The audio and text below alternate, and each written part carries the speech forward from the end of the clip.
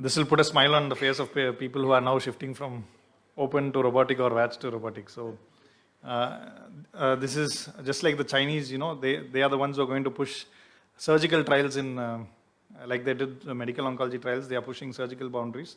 So this is the first prospective randomized control trial comparing robotic lobectomy versus VATS lobectomy in operable non-small cell lung cancers.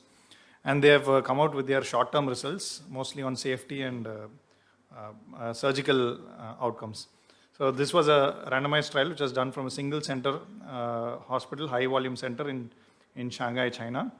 So the eligibility criteria was operable NSCLC 18 to 80 years, and the surgeons had decided in a preoperative board whether the patient was an appropriate candidate for minimal access surgery.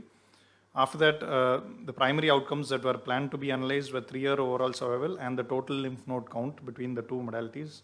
The secondary outcomes were DFS, R0 section rates, duration of surgery, and very common criteria that are used in analyzing surgical trials. They randomized patients from 2017 to 2020, and it was a 1:1 randomization.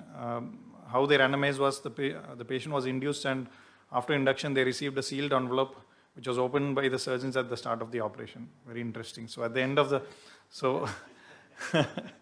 at the end of May 2022, so actually the theater was equipped to do both VATS and robotic, and the entire surgical trial was done by a single team, and so they could decide whether the patient was depending on the randomization, whether to do open or to do VATS or robotic.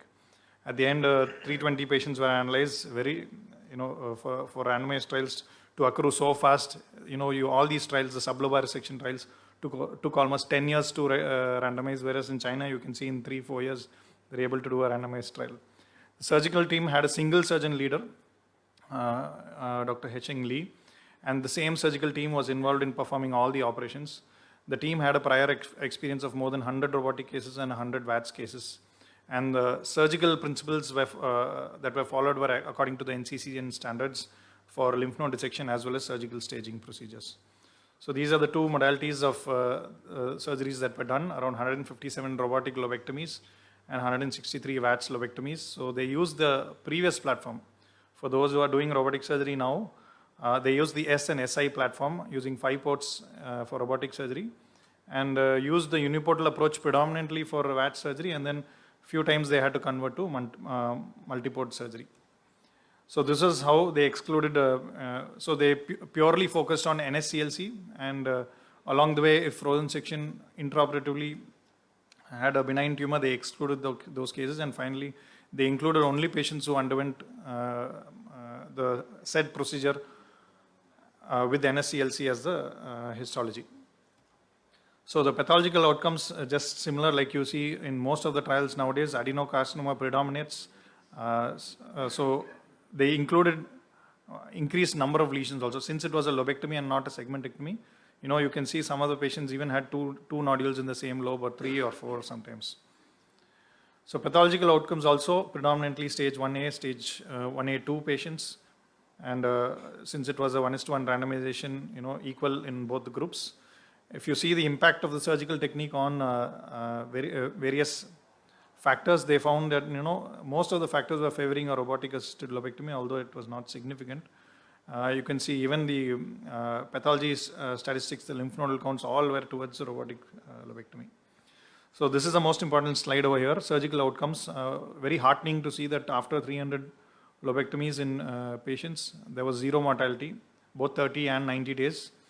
Chest tube drainage was significant in both the groups. You can see that the robotic group had a higher volume of chest tube drainage, 830 versus 635. They actually used digital drains to accurately measure the chest tube output every day.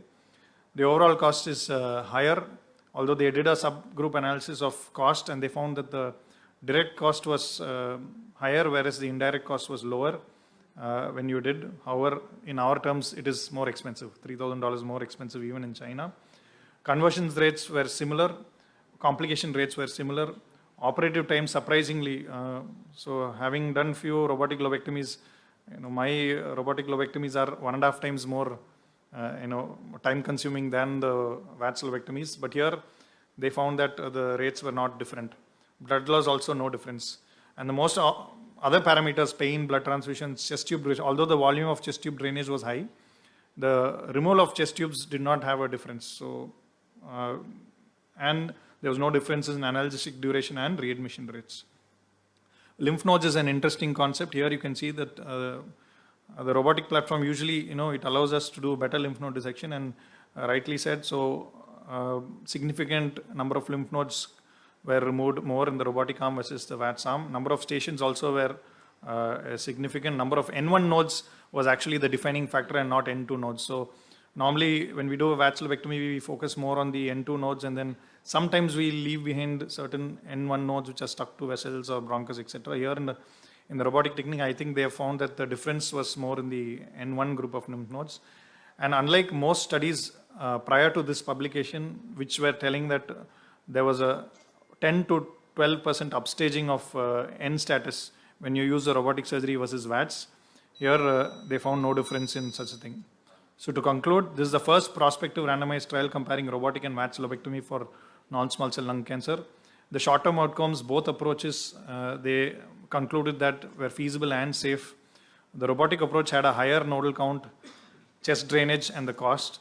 Long-term outcomes are awaited, and you will have to wait for the final publication. So my interpretation is what we already knew, that high volume MIS centers have excellent outcomes, zero mortality. Robotic surgery is expensive, we all knew that.